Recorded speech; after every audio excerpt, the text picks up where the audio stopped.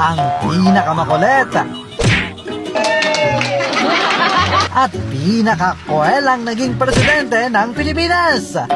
ABS-CBN po, si Doris Bigornia. Akala ko sa Lebanon. Wala na siguro nga agaw pa sa titulong yan kay Pangulong Rodrigo Roa Duterte. Lente nga taga Bacolod.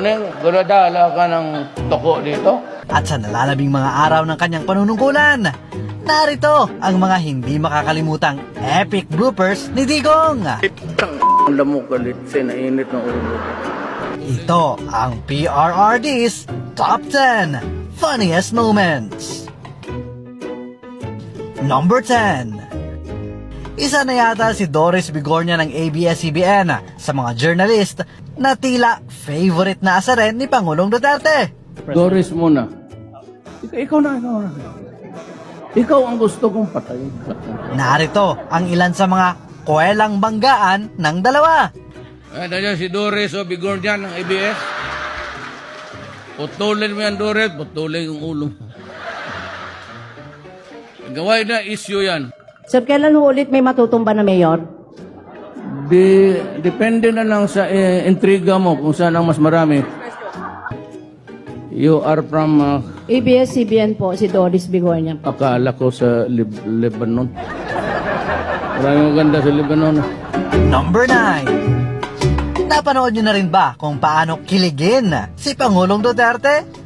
Sa isang interview noong 2016, abay tila hindi napigilan ni Digong na kiligin sa sagot ng kanyang dating misis na si Elizabeth Zimmerman sa tanong kung posible ba ang second chance sa kanilang dalawa.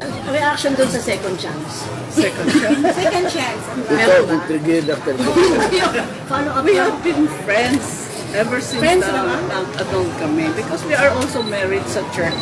Not only sa civil, also in church. So, in my situation, I think I'm still married to Rodrigo. Wow.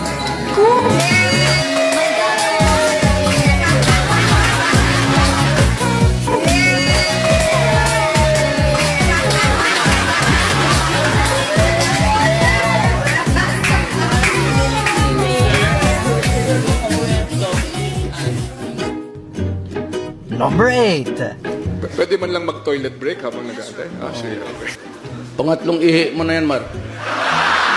Panahon pa lang ng kampanya, nakitaan na agad ng kakulitan itong si Pangulong Duterte. Sa behind the scenes ng isa sa mga Comelec debates na pinangunahan ng TV5, lumitaw ang pagiging komedyante ni Digong. Bakit naman nila ayaw tayong magsama sa isang kwarto? Nagtataka din ako. Ikaw ata nagsabi, huwag mong ipapasukin si Duterte dyan. Nauna ka sa akin dito. Yung convoy mo, sinusundan ko. Ako maski na sino makasama ko sa kwarto, basta matino. Ako na yun.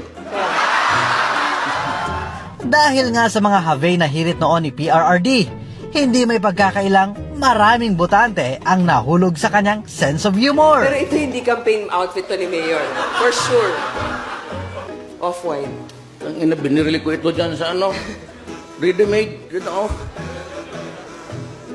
Maybe acknowledge the presence of Governor Davide. Congressman Luigi Quisumbing, Congressman Advincula, Mayor Tommy Osmeña, Attorney Mike Toledo, Mr. Lourdes De Vera, Secretary Ace Durano. Wala ako nakilala dito. Mukhang talo na ako dito sa butuhan.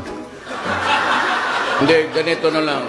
Yung hindi natawag dito ng dalawa, dito na kayo sa akin.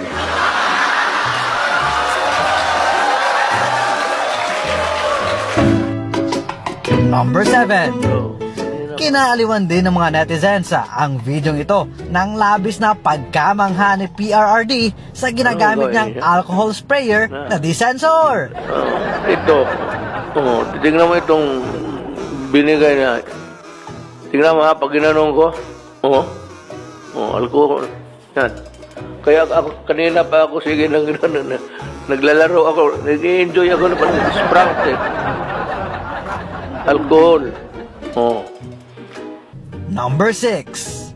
Sa awarding naman ng mga winning athletes ng 2019 Southeast Asian Games, agaw eksena itong skateboarder na si Marjeline Didal matapos na hamuning mag-dub si Pangulong Duterte.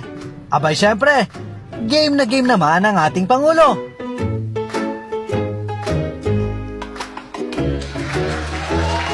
Yun nga lang sa huli, meron pang kambyo.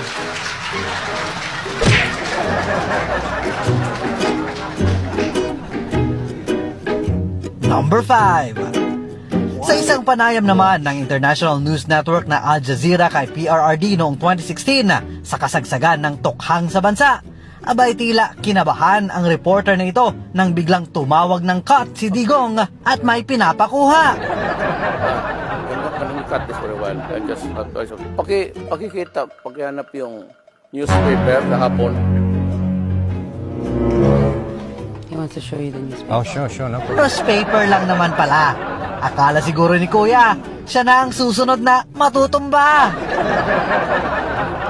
Number 4. Sino nga bang makakalimot sa kontrobersyal na kissing scene ni Pangulong Duterte at isang OFW sa South Korea?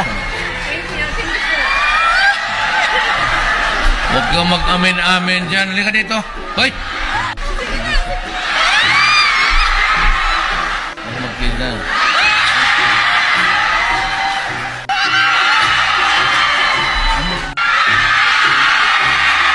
Umani ito ng iba't ibang reaksyon.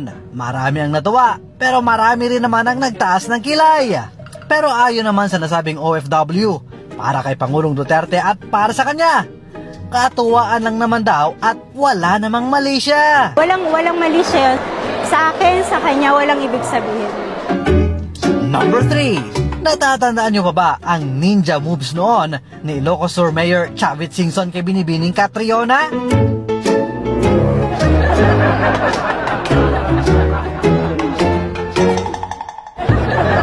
Abay dahil nga dyan kantsaw ang inabot niya kay Pangulong Duterte na mukhang updated rin sa mga trending sa social media. Ito si Bong. Sige siya, pinapanood niya yung gimmick mo doon sa... Sabi na, tingnan mo talaga si Chavi ito. Sabi ko, huwag mong gawin, baka hindi totoo yan. Totoong patulog-tulog siya, pero...